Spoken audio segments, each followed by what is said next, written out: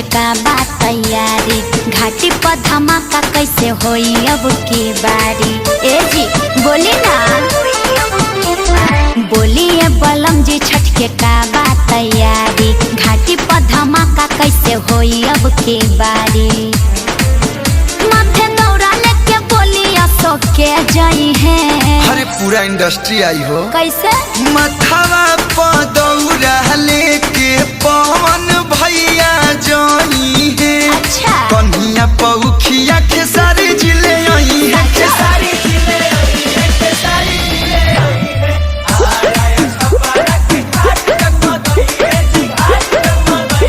अरे बहुत अच्छा लगी जी।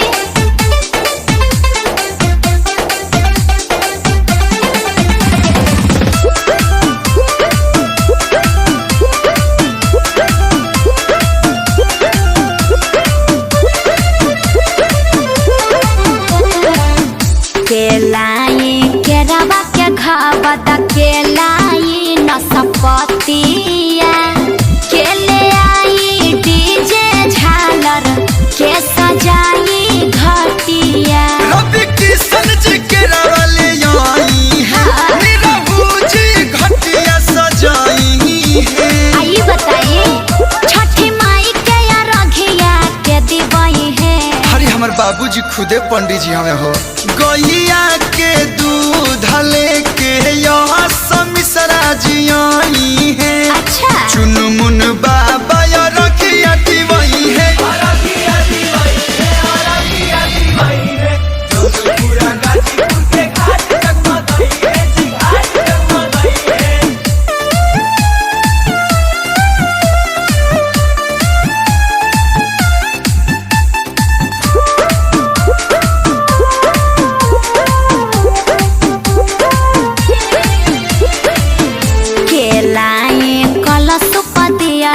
के कोसिया भरवाई हो, छठी माई के भाखल भारा बोली के उतरवाई हो। मनस्ती बाबी जी कल सुपले आई है, अखिलेश जी कोसी भरवाई है। आए कश्यप जी छठी मैया के गीत बोली के गई है।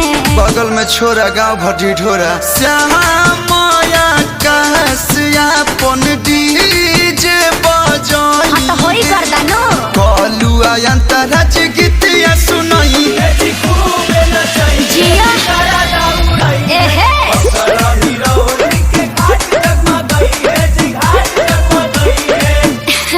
तब तो बड़ा नीक लागी जी।